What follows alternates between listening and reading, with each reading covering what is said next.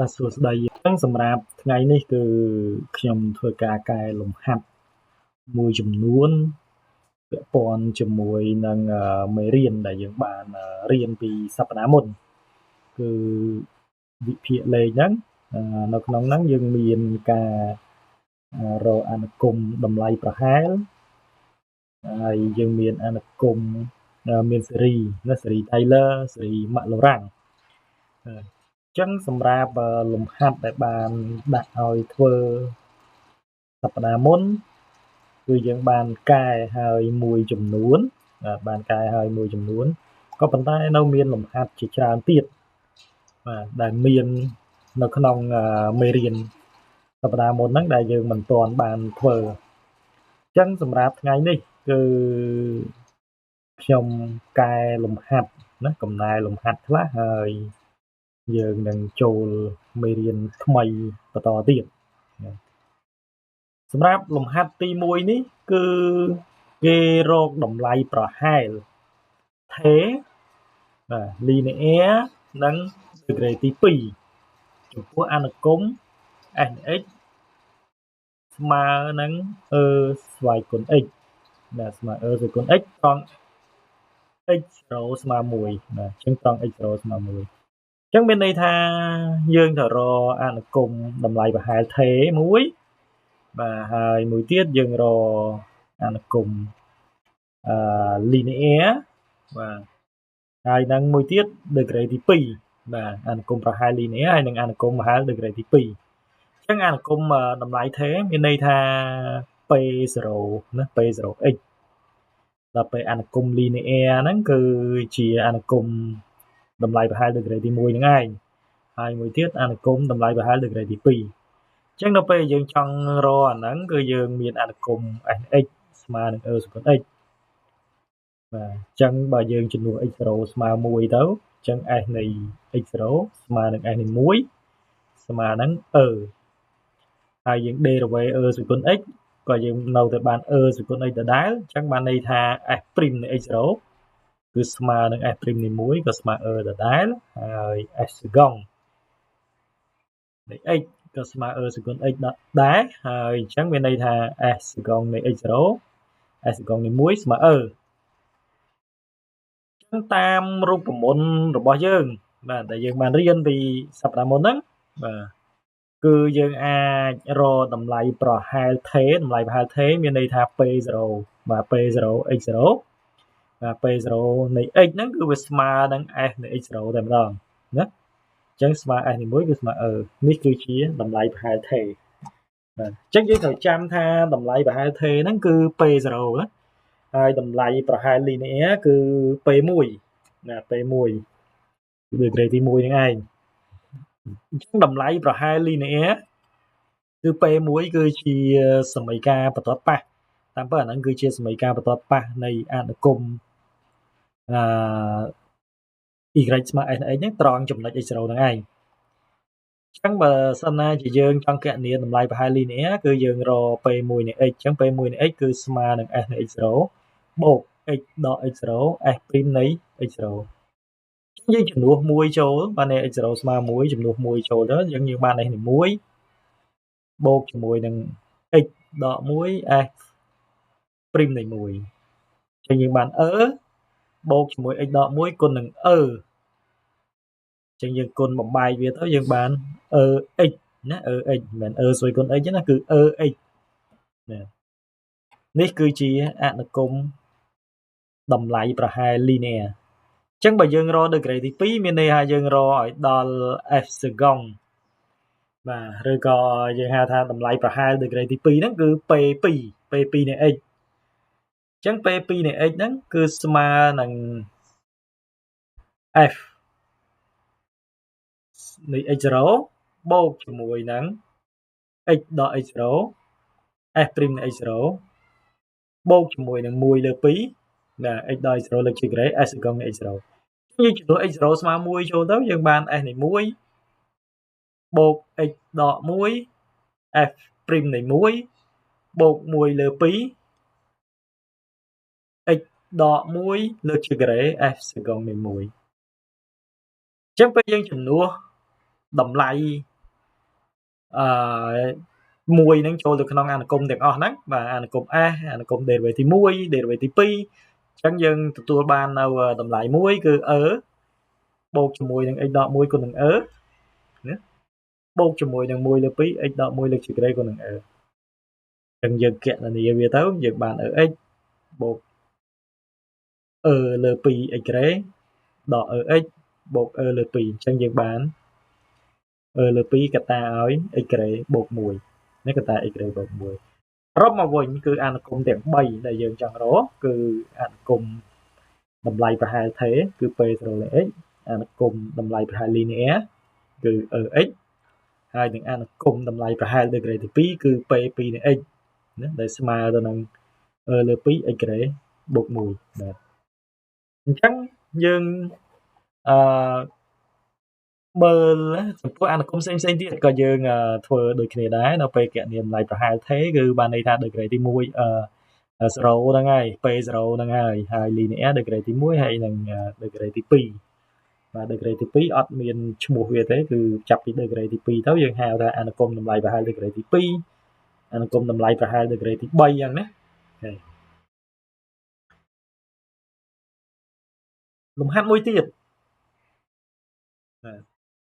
លំហាត់មួយទៀតគឺបង្ហាញថាពហុធា degree ទី3 p3 នៃសមីការ14ត្រូវគ្នានឹង derivative ដំបូងនៃ s ត្រង់ចំណុច x ស្មើនឹង x0 ពហុធា degree ទី3គឺយើងមាន p3 នៃ x បាទ p3 នៃ x ដែលស្មើទៅនឹងរូបមន្តដែលយើងបានគណនានៅក្នុងមេរៀនយើងគឺ f x0 បូក x ដក x0 f' នៃ x0 1លើ2 x ដក x0 លើជាការ៉េ s កងនៃ x0 ហើយហ្នឹង1លើ6 x ដក x0 ស្វ័យគុណ3 f derivative ទី3បានន័យថា f3 នៃ x0 ហ្នឹងណាអានេះបានន័យថា1លើ2 factorial 1លើ3 factorial ណាពេលយើងគណនាដោយចំនួន x បានន័យថា x ស្មើនឹង x0 ចូលទៅបាទយើងបាន f បានន័យថាដែលយើងចំនួនs នៃ x0 ចូលគឺយើងបាន0ប៉ុន្តែ f' អត់ទេណាបាទចំនួនចូលនេះ f' អត់ទេអញ្ចឹង f' វាស្មើទៅនឹង f' x0 ដដែលហើយs កងក៏ចឹងដែរបាទនៅដដែលបានន័យថាយើងចំនួន s នៃ x0 ហ្នឹងស្មើ0ណាហើយ s នៃ x0 ស្មើ0បាទចឹងដល់ពេលយើងធ្វើ derivative បន្តទៅទៀតសំដៅកន្លែងនេះគឺយើង derivative ទី p3 នៃ x ណាមិនមែនចំនួនទេអ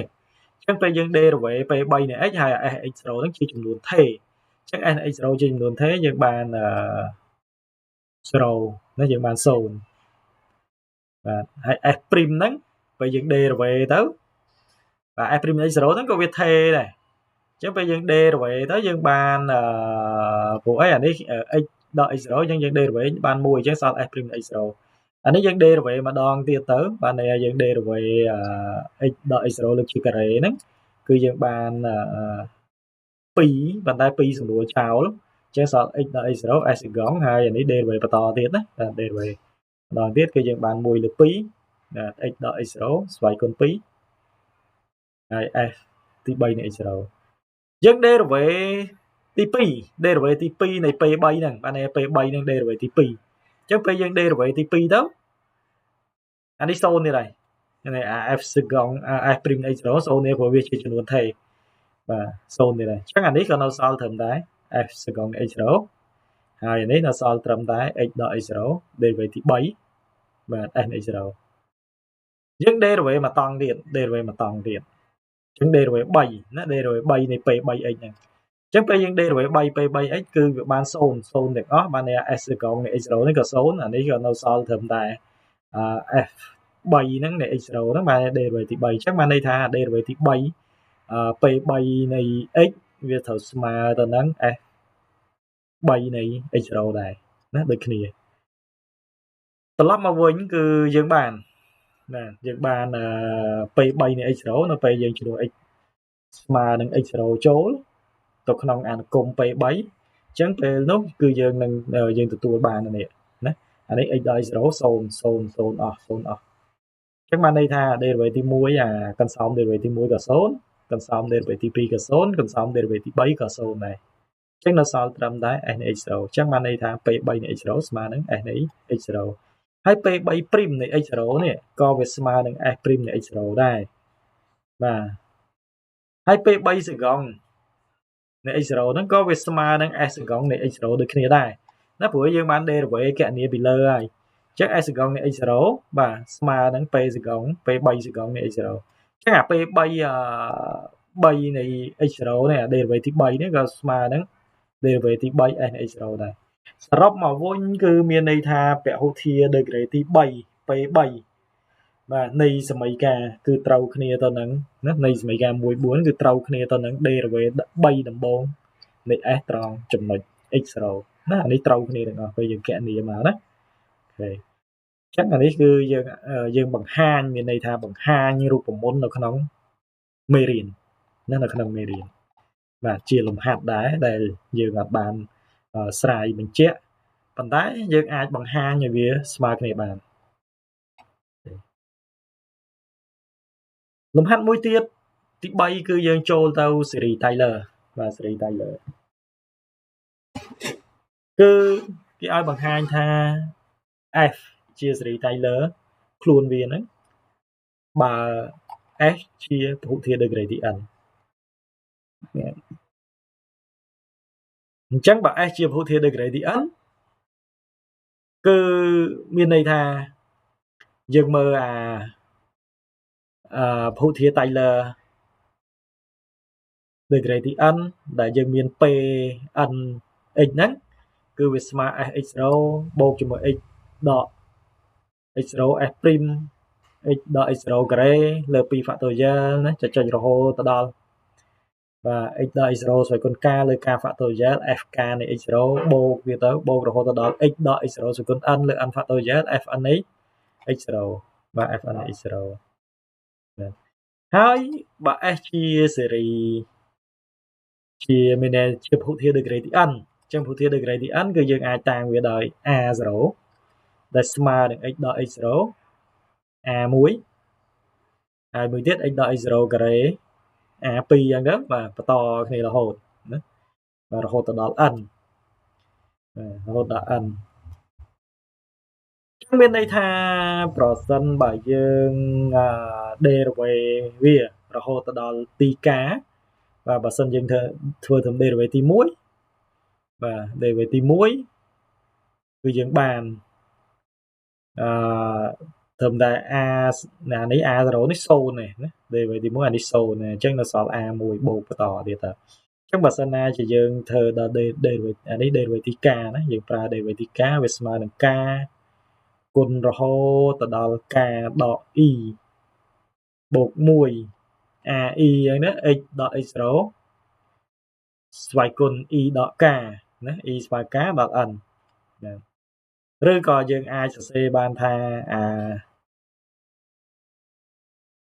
ស្វ័យគុណ k ហ្នឹងបានន័យថា fk នៃ x0 ហ្នឹងបាទពេលយើងជំនួស x0 ចូលអានេះ x ស្មើ x0 ចូលអានេះ0បាទអានេះ0អញ្ចឹងពេលវា0វានៅសល់ត្រឹមតែ k factorial ak បាទ ak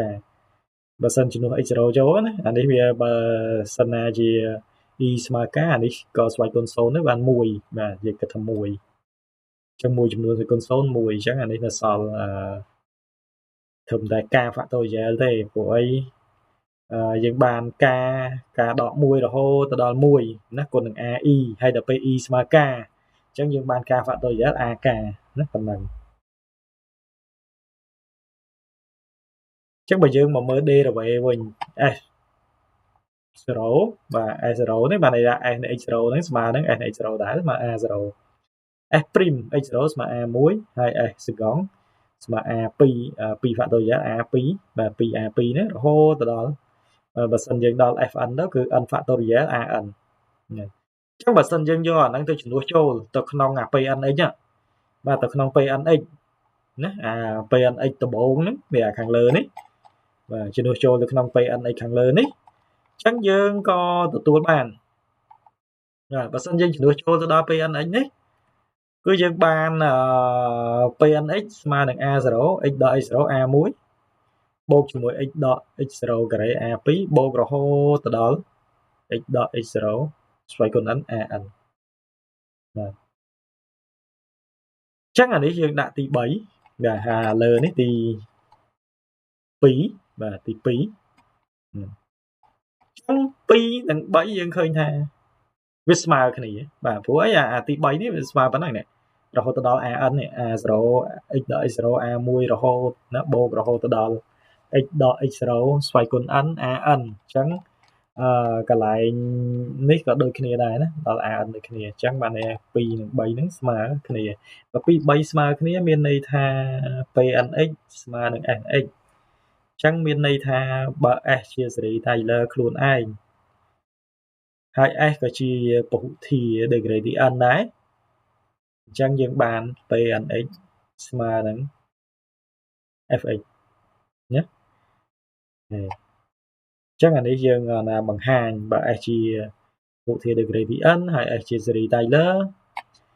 ខ្លួនវាហ្នឹងអញ្ចឹងបានន័យ pnx ស្មើនឹង s នៃ x ណាមួយទៀតចំពោះលំហាត់ទី4បាទលំហាត់ទី4នេះគឺយើងមានន័យថាកំណត់3តួមិនសូន្យដំបូងនៃសេរីម៉ាក់ឡូរ៉ាំងចំពោះអនុគម sin x និង cos x អញ្ចឹង3តួមិនសូន្យដំបូងណានៃសេរីម៉ាក់ឡូរ៉ាំងសេរីម៉ាក់ឡូរ៉ាំងគឺវាចេញពីសេរី Taylor ណាចេញពីសេរី Taylor ណាអញ្ចឹងយើងមើលបើអនុគម sin x ចំពោះអនុគម sin x ហើយយើងធ្វើ sin x សិនណាបាទចំពោះ sin x យើងឃើញថា derivative របស់វា derivative sin យើងបានកូស derivative ណា derivative ទី1 derivative ទី2បានយើងយក derivative ទី1មកធ្វើអញ្ចឹង derivative កូសបានដក sin បាទ derivative sin កូសវិញ derivative ទី3ហើយ derivative ទី4កូសដក sin វិញអញ្ចឹងវាទៅជាបូក sin វិញបាទ derivative ទី5កូសវិញ derivative ទី5កូសវិញអញ្ចឹងពេលយើងជំនួស x0 ស្មើ0ចូលទៅក្នុង derivative ទាំងអស់ហ្នឹងបាទយើងបាន s នៃ0ស្មើ sin 0ស្មើ0 s ព្រីមនៃ0ស្មើ cos 0ស្មើ1 s សេកុងនៃ0ស្មើដក sin 0ស្មើ0 f ទី3ណា derivative ទី3នៃ0ស្មើនឹងដក cos 0ស្មើដក1 s ទី4នៃ0ស្មើ sin 0ស្មើ0 s ទី5នៃ0ស្មើ cos 0ស្មើ1អញ្ចឹងយើងចំនួនចូលទៅក្នុងសេរីម៉ាក់ឡូរ៉ាំងសេរីម៉ាក់ឡូរ៉ាំងគឺមានន័យថាយើងចំនួន x0 ស្មើ0ហ្នឹងគឺអញ្ចឹងបានន័យថា s x ហ្នឹងបាទយើងតាំងវាដល់ s x គឺស្មើនឹង f x0 បូកជាមួយនឹង x f ព្រីម x0 x ការ៉េ2 factorial បាទអញ្ចឹង x0 បាទ x0 ស្មើ0យើងចំនួន0ចូលទាំងអស់ណា 3x3 លើ3 factorial x4 5បាទរហូតទៅដល់x ស្វ័យគុណ5លើ5 factorial ហើយនឹង s 5អញ្ចឹងយើងបាន0អានេះ0ដល់ហើយបាទ s 0នេះ0f ព្រីមនៃ0នេះក៏ f ព្រីមនៃ0នៅ f ព្រីម0 f ព្រីមនៃ0បាន1បាទបាន1អញ្ចឹងយើងសល់ x ហើយ s សេកុងនៃ0បាន0បាទ f ទី3នៃ0បានដក1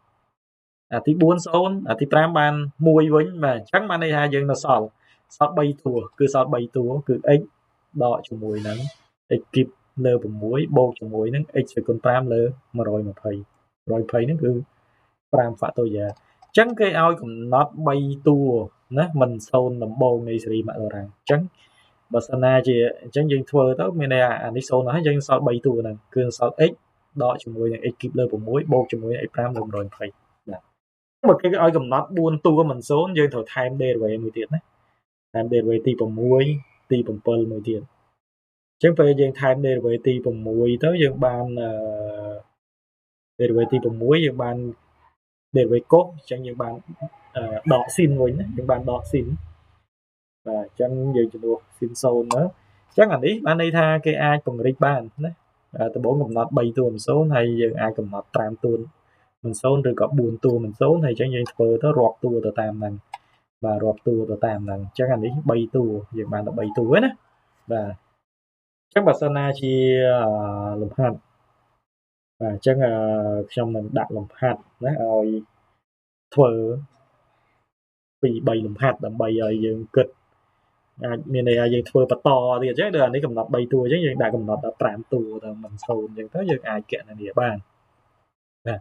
ចំពោះ cos x ដូចគ្នាដែរដែលយើងកំណត់3តួមិន0អញ្ចឹង derivative របស់វាសេរី Maclaurin នេះគឺយើង derivative cos បានដក sin derivative sin បាន cos derivative cos ដក sin វិញណាបាទអញ្ចឹង derivative ទី1នេះ derivative cos ហ្នឹងយើងបានដក sin ដល់ពេល derivative ទី2 derivative sin បាន cos អញ្ចឹងបានសល់ដក cos បាទនេះ sin វិញបាទ cos ដក sin អញ្ចឹងបូកវិញអញ្ចឹង derivative ទី4នេះ cos វិញបាទអញ្ចឹងកន្លែងហ្នឹងបានន័យថានៅពេលដែលយើងជំនួសចូលទៅយើងឃើញថានេះអានេះបាទពេលជំនួស0ចូលបាននេះ s0 s' អីគឺ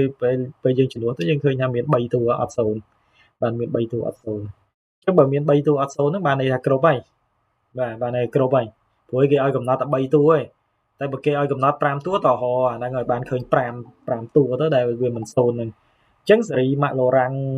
សម្រាប់អាអង្គម cos x ហ្នឹងគឺយើងដូចគ្នាណារូបមន្តដូចគ្នាគឺ s នៃ x ហ្នឹងស្មើនឹង s នៃ x0 បូក x បាទ s នៃ0មិនទោះស្មើ s នៃ0បូក x s' នៃ0បូក x ការ៉េលើ2 factorial s សកលនៃ0បូក x គីបលើ3 factorial s ទី3នៃ0ទី4អញ្ចឹងបាទនៃ0អញ្ចឹងទៀតអញ្ចឹងចំនួនវាចូលទៅយើងបាន1បូក0ដក x ការ៉េលើ2បូក0បូកជាមួយនឹង x ស្វ័យគុណ4លើ24បាទលើ24 24ហ្នឹងគឺ4 factorial ហ្នឹងឯងបាទ4 factorial អញ្ចឹង4 factorial បានន័យ1គុណ2គុណ3គុណ4អញ្ចឹងវាឡើងដល់24អញ្ចឹងបានន័យថា3តួមិន0ដំបូងនៃសេរី Maclaurin បាទចំពោះអនុគម sin x គឺយើងបាន x ដក x ស្វ័យគុណ3លើ6បូក x ស្វ័យគុណ5លើ120ចំពោះអនុគម cos x គឺយើងបាន1ដក x ការ៉េលើ2បូកជាមួយនឹង x ស្វ័យគុណ4លើ24នៅក្នុងលំហាត់នេះដែរក៏យើងមានបាទយើងមានការកំណត់សេរី Taylor ចំពោះអនុគម hyperbolic សំដៅមិនអនុគម hyperbolic ទេគឺអនុគម cos a បូក h បាទអនុគម cos a បូក h ត្រង់ Washina នៃ a បាទនេះត្រង់ចំណុច a ក្បែរ a ហើយនឹងបង្ហាញថាសេរីនេះអាចសរសេរជារៀងបានន័យថាសេរី Taylor ហ្នឹងអាចសរសេរជារៀង cos a កតាឲ្យ1ដក h ការ៉េលើ2 factorial h ស្វ័យគុណ4លើ4 factorial ណាដកបូកចុចអញ្ចឹងបូកជាមួយនឹង cos a បូកជាមួយ sin a h ដកជាមួយ h ស្វ័យគុណ3លើ3 factorial បូកជាមួយនឹង h ស្វ័យគុណ5លើ5 factorial បាទបន្តទៀតទៅបាទអញ្ចឹងយើងឃើញថាយើងមានសេរី Taylor ហើយសេរី Taylor នៃអង្គម cos x ត្រង់ Washina នៃ a បាទតែយើងយកពីខាងលើនេះមកបាទយើងយកពីខាងលើនេះមកកន្លែងហ្នឹងវាត្រូវមាន f0 អញ្ចឹងណា s នៃ x0 អញ្ចឹងព្រោះអីនៅក្នុងសេរី Taylor គឺ s នៃ x0 ហើយ x ដក x0 អញ្ចឹងណាអញ្ចឹងកន្លែងនេះតាមពិតយើងត្រូវយកពីខាងលើនេះមកណាកុស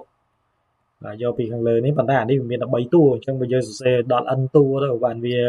បានស្វ័យគុណ n ដែរអញ្ចឹងយើងគ្រាន់តែពង្រីកវាគឺបានន័យថាសេរី Taylor នៃអនុគម cos x ហ្នឹងត្រង់ Washina នៃ a គឺ1បាទ1ដកជាមួយនឹងx ដក a លើកជាការ៉េលើ2 factorial រួចហើយ x ដក a ស្វ័យគុណ4លើ4 factorial រហូតទៅដល់ដក1ស្វ័យគុណ n x ដក a ស្វ័យគុណ 2n លើ 2n factorial ណាលើ 2n factorial ព្រោះជាចំនួនគូអាហ្នឹងជាចំនួនគូទាំងអស់ណាបាទ2 4 6រហូតទៅដល់ 2n ដល់ 2n អញ្ចឹងដល់ពេលយើងចំនួន x ស្មើនឹង a បូក h ចូលគឺយើងបាន cos a បូក h ចឹងយើងបានកូស a បូក h ហ្នឹងវាស្មើទៅនឹង1បាទព្រោះអីអានេះបានន័យថាពេលចំនួន a បូក h ចូលទៅគឺបានន័យថា x ដក a ហ្នឹងស្មើ h ហើយ x ដក a ស្មើ h ហើយ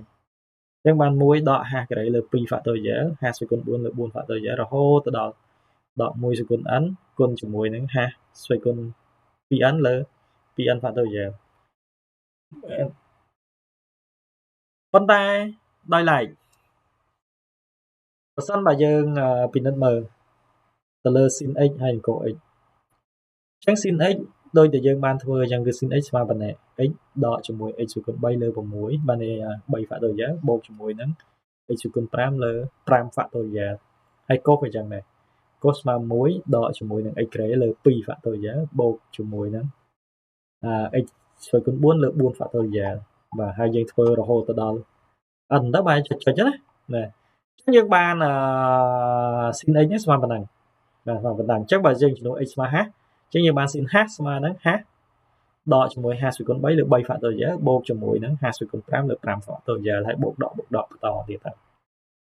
ចំពោះ cos x ក៏ដូចគ្នាដែរ cos x គឺ1ដក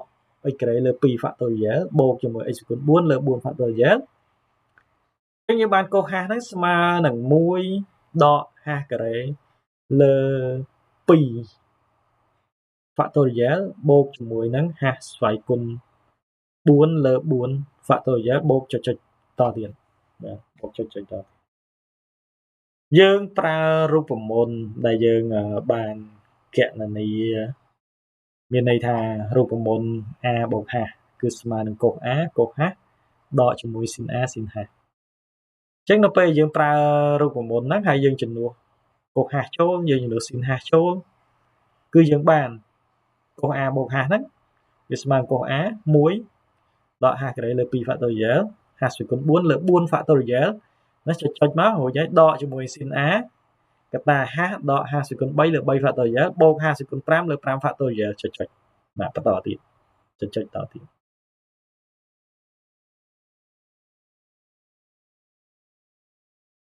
ចឹងមានន័យថាចំពោះសេរី Taylor អានុគម cos a បូក h ហ្នឹងត្រង់វ៉ាស៊ីណានៃ a គឺយើងអាចសរសេរបានស្មើទៅនឹង1ដកជាមួយនឹង h ការ៉េលើ2 factorial បូកជាមួយនឹង h ស្វ័យគុណ4លើ4 factorial រហូតទៅដល់ដក1ស្វ័យគុណ n h ស្វ័យគុណ 2n លើ 2n factorial ហើយ cos a បូក h ក៏ចឹងគឺយើងអាចសរសេរបានដូចជា cos a កត្តាឲ្យ1ដក h ការ៉េលើ2 factorial h ស្វ័យគុណ4លើ4 factorial រហូតទៅដល់ចុចបាទហើយដក sin a h ដកជាមួយនឹង h ស្វ័យគុណ3លើ3 factorial ហើយនឹង h ស្វ័យគុណ5លើ5 factorial ចុចបន្តទៀតទៅបាទបន្តទៀតមានលំហាត់មួយទៀតបាទទី5គឺយើងឲ្យគឺមានគេឲ្យបង្ហាញថាតង់ x ស្មើនឹង2លើ5តែបើតង់ x ស្មើ2លើ5ហើយតង់ y ហ្នឹងស្មើនឹង3លើ7អញ្ចឹងនោះតង់ x បូក y ស្មើ1បាទអានេះតាមពិតទៅគ្រាន់តែជាការបង្ហាញនឹងជំនួសរូបមន្តចូលទេបាទអញ្ចឹងយើងប្រើរូបមន្តតង់ a បូក b ស្មើនឹងតង់ a បូកតង់ b ចែកឲ្យ1ដកតង់ a តង់ b អញ្ចឹងតង់ x បូកតង់ y តង់ x បូក y បាទគឺយើងអាចបាយបានតង់ x បូកតង់ y លើ1ដកតង់ x តង់ y យើងចំនួនលេខចូលមក2លើ5បូក3លើ7ចែកឲ្យដក1ចែកឲ្យ1ដក2លើ5គុណ3លើ7ទៅបាទធ្វើគណនាវាបាទធ្វើលេខគណនាវាស្មើ1ពិតគឺពិតមួយទៀតគេឲ្យទាញបង្ហាញប្រជ្រះមកវិញណាបានន័យថាអតង់ដក1ហ្នឹងបានន័យអតង់បាទអតង់របស់វាអតង់2លើ5បូកជាមួយនឹងអតង់3លើ7ស្មើផាយលើ4បាទស្មើ2លើ4ណាផាយលើ4បាទអញ្ចឹងតង់ x 2លើ5តង់ y 3លើ7យើងបាន x ស្មើនឹងប៉ុណ្ណឹងបាទអតង់បាទ y ក៏ចឹងដែរ ស្មើនឹងអតង់3លើ7អញ្ចឹងតង់ x បូក y បើយើងមើលទៅតង់ x បូក y វិញណាគឺស្មើនឹងតង់បូកជាមួយនឹងអតង់ណាបានន័យថា x ស្មើប៉ុណ្ណេះណាអតង់2លើ5 y ស្មើអតង់3លើ7អញ្ចឹងយើងបូកចូលគ្នាមកណាបូកចូលគ្នាអញ្ចឹងមានន័យថាតង់ x បូក y ស្មើ1បាទយើងបូកចូលគ្នាទៅបាន1តង់ x បូក y ស្មើ1បើសិនណាជាតង់ x បូក y ណាតង់ x បូក y ដែលយើងគណនាពីលើណាស្មើ1បើស្មើ1អញ្ចឹងបានន័យថាស្មើនឹងតង់45ដឺក្រេគឺផាយលើ4មួយហ្នឹងគឺតង់45ដឺក្រេបាទផាយលើ4អញ្ចឹងបើសិនណាជាមុំមកវាផាយលើ4អញ្ចឹងបានន័យថាអតង់2លើ5បូកអតង់3លើ7ហ្នឹងគឺស្មើនឹងផាយលើ4នឹងឯងណាស្មើផាយលើ4នឹងឯងអញ្ចឹងយើងអាចគណនាបានហើយចំពោះម៉ាក់ឡូរ៉ាំងសេរីម៉ាក់ឡូរ៉ាំងចំពោះអនុគមអតង់ x នេះបាទត្រង់ x ស្មើ x 0ស្មើ0នេះបាទយើងដេរវេវាយើងដេរវេវាណាដេរវេអតង់គឺស្មើនឹង1លើ x ក្រេ1លើ1បូក x ក្រេដេរវេទី2ទៀតទៅបាន2បានដកជាមួយ 2x លើ1បូក x ក្រេគុណ2ណាក្រេអញ្ចឹងដែរដេរវេទី3ទៅបាទដេរវេទី3បន្តទៀតអានេះបានន័យថាអាដេរវេទី2នេះចំនួន x ស្មើ0ចូលទៅបាន0ហើយអញ្ចឹងដល់ពេលយើងសាកមើល derivative ទី3ទៀតតើ derivative ទី3វាយ៉ាងម៉េចដែរដល់ពេល derivative ទី3ទៅចំនួន x ស្មើ0ទៀតទៅគឺបាន0ទៀតណា derivative ទី3ហើយសំដៅស្មើដក2ណាចំនួន derivative ទី3បានដក2អញ្ចឹងយើងចំនួន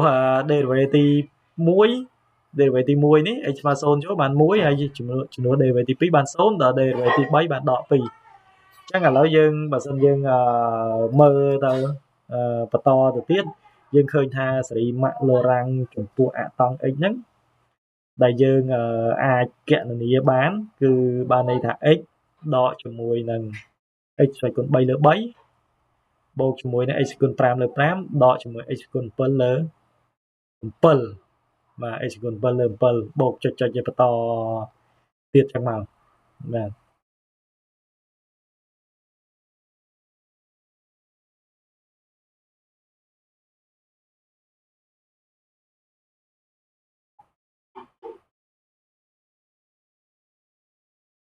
មួយទៀតគេឲ្យយើងគណនាបានន័យថាគណនាអតង់2លើ5ហើយនិងអតង់3លើ7ហ្នឹងបានន័យថាមុំវានឹងស្មើប្រមាណ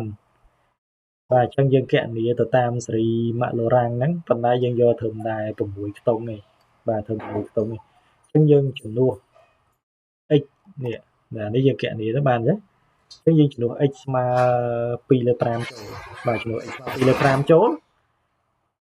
ទៅក្នុងអតង់ x នៅក្នុងសេរីម៉ាក់ឡូរ៉ាំងនេះបាទក្នុងសេរីម៉ាក់ឡូរ៉ាំងនេះ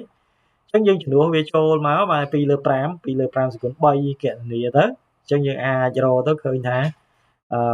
អតង់បាទ2លើ5គឺប្រហែលស្មើ0.38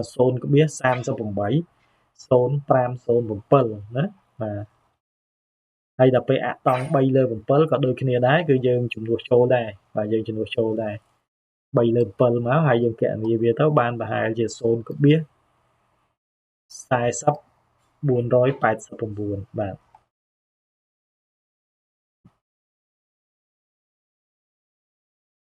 អានេះរ៉ូសេរីម៉ាក់ឡូរ៉ាំងដដែលទេនៅក្នុងលំហាត់នេះអញ្ចឹងសគុណ x ហើយនឹងសគុណដក x ខ្ញុំមិនចាំបាច់បង្ហាញនេះទេចាំយើងមើលឯកសារបន្ថែមចំពោះអនុគមសេរីម៉ាក់ឡូរ៉ាំងនេះ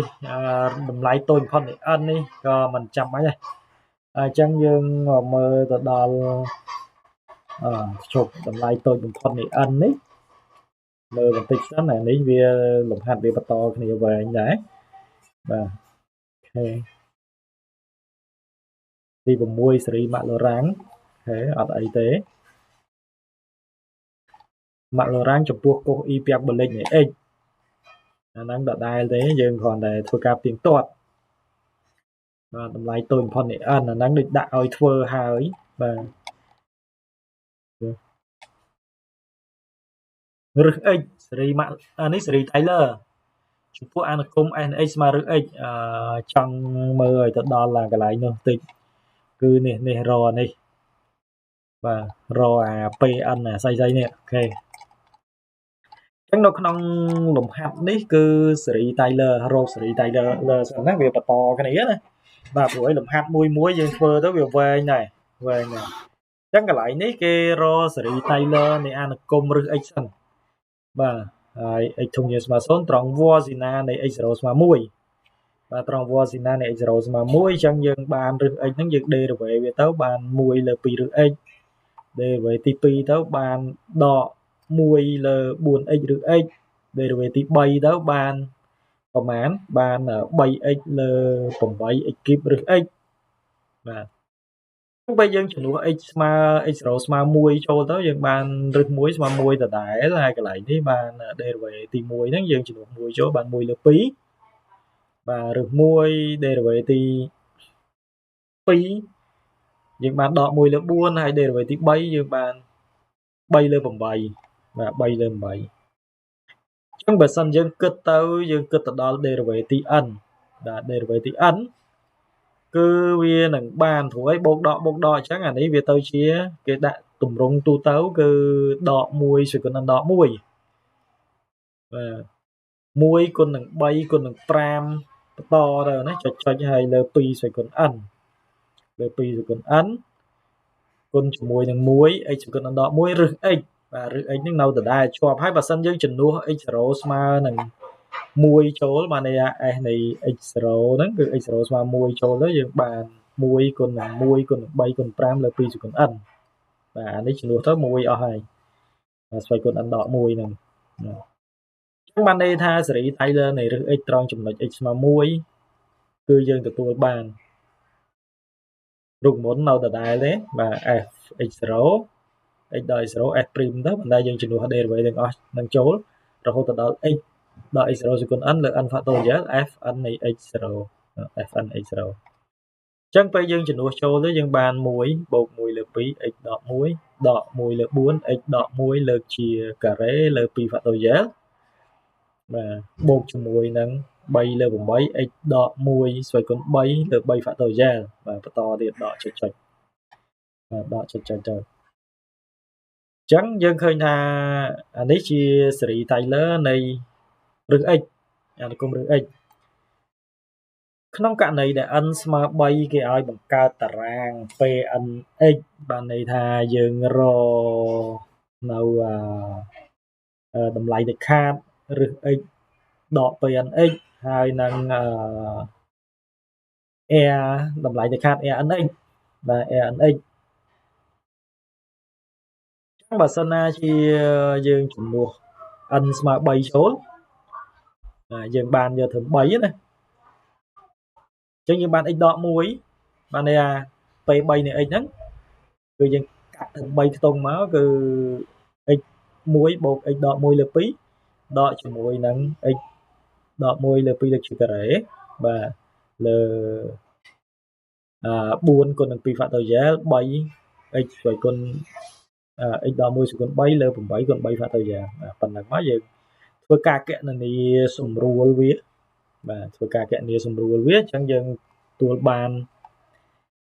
p3 នៃ x ហ្នឹងគឺស្មើនឹង x គីបដកជាមួយនឹង5 x ការ៉េបូកជាមួយ 15x បូក5លើ16បាទយើងធ្វើការគណនាតម្លៃនៃខាតឬ x ដកជាមួយនឹង p3x អញ្ចឹងពេលយើងដកទៅយើងបាទដើម្បីងាយស្រួលយើងជំនួសចូលក្នុងតារាងណាបាទយើងបានរឹស x ដកជាមួយនឹងបាទទាំងអស់នេះគឺ x គីបដក 5x ការ៉េបូក 15x បូក5លើ16 an ហ្នឹងតាមរូបមន្តរបស់យើងគឺបាន x ដក1នឹងដដែលហ្នឹងបាន x ដក x0 ស្វ័យគុណ n បូក1 f n បូក1នៃ c លើ n បូក1 factorial បាទអញ្ចឹងយើងបាន x ដក1 / 4 លើ 4 ហើយអា s ហ្នឹងគឺមកយើង derivative ណា s នេះ c យើង derivative ចំនួនអានេះ c / 3ព្រោះអីយើងធ្វើ4នេះណាc / 3 ឬ c ដែលចំនួន x ដោយ c ណាអញ្ចឹងវាស្មើទៅនឹងx ដក1 / 4 លើ 4 factorial max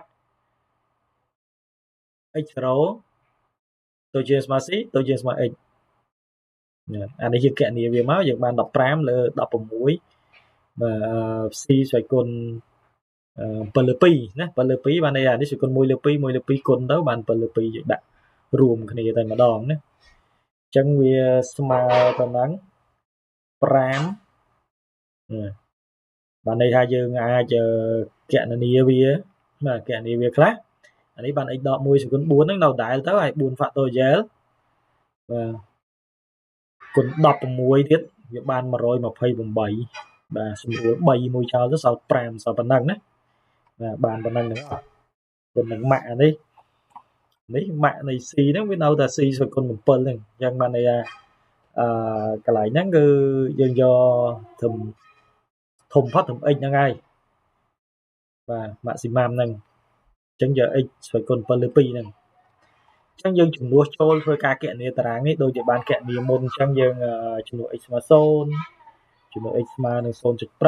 0.75 0.875 0.9375 បាទចំនួនចូលយើងគណនា p3 គណនារឹសគណនា r បាទរឹស x ដក p3x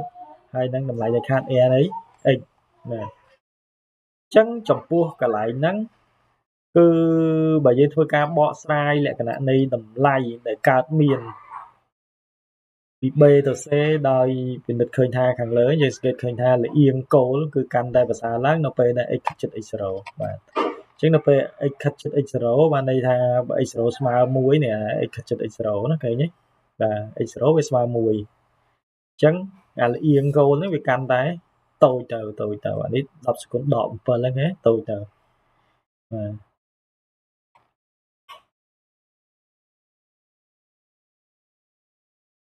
ចំពោះលំហាត់ផ្សេងទៀតដូចជា Pade approximation ណាយើងមានបន្តទៀតដែរប៉ុន្តែចាំដាក់ឯកសារឲ្យមើលហើយអាចមើលខ្លួនឯងបន្តទៀតអានេះយើងរក alpha beta ហ្នឹងគឺវារឿងដូចជាពិបាកបន្តិចណារឿងយ៉ាប់បន្តិចណាអញ្ចឹងនៅក្នុងហ្នឹងគឺមានលំហាត់ដែលឲ្យធ្វើដូចជាយើងអាចរកតម្លៃប្រហែលទេ linear derivative ចំពោះអនុគមផ្សេងណាខ្ញុំដាក់អនុគមផ្សេងហើយបាទអញ្ចឹងយើងវាយលំហាត់បាទយើងធ្វើលំហាត់មួយចំនួន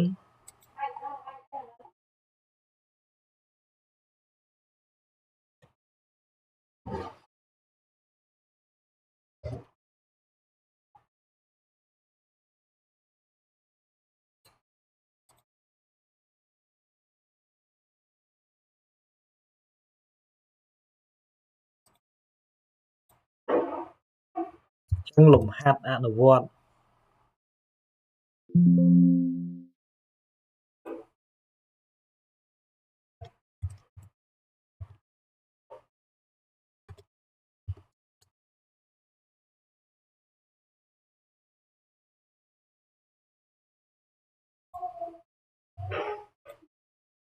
ទី1បាទទី1ណាជប់សិនដាក់មកនេះ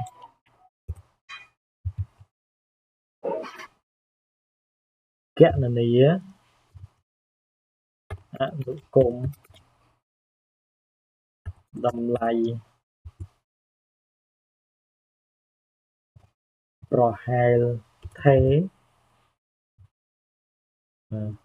មួយទៀត linear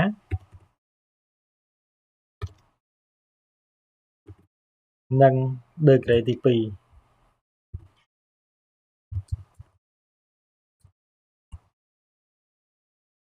នៃ អនុគម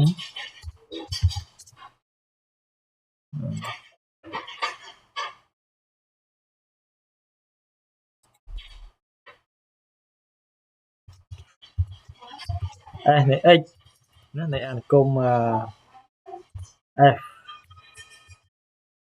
S នៃ x ស្មើនឹង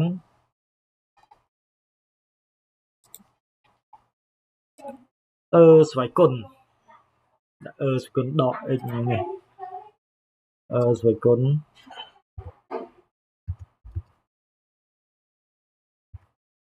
ដក x ណាស្វ័យគុណដក x ទី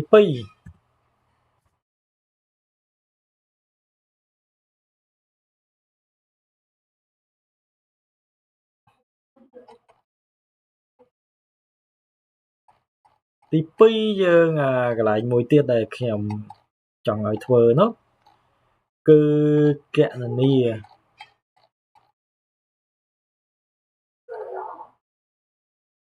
3តួមិន0ដំបូងនៃសេរីម៉ាក់ឡូរ៉ាំងបាទនេះបាទកំណត់3តួមិន0ដំបូងនៃសេរីម៉ាក់ឡូរ៉ាំងមិនកំណត់3តួទេអាហ្នឹងឲ្យកំណត់ដល់5តួបាទកំណត់5តួដំបូងនៃសេរីម៉ាក់ឡូរ៉ាំងម៉ាក់ឡូរ៉ាំងធំតិចនៃសេរីម៉ាក់ឡូរ៉ាំង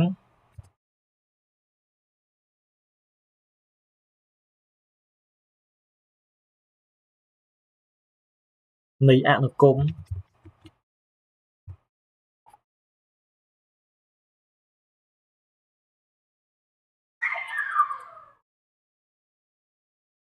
នៃសេរីម៉ាក់ឡូរ៉ាំងនៃអនុគម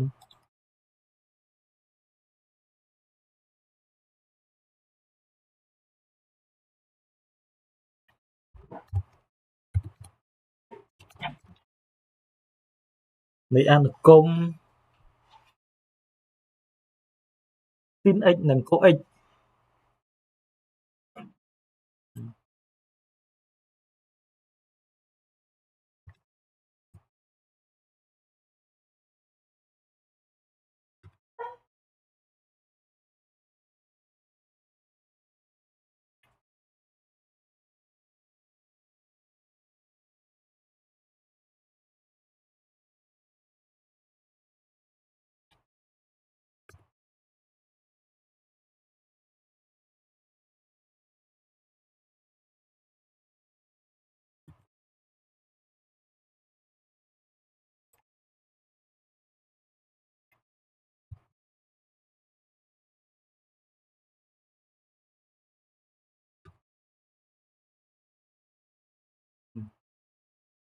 ចឹងមានតែណាមាន2លំហាត់ហ្នឹងមាន2លំហាត់ហ្នឹងតើសាកធ្វើ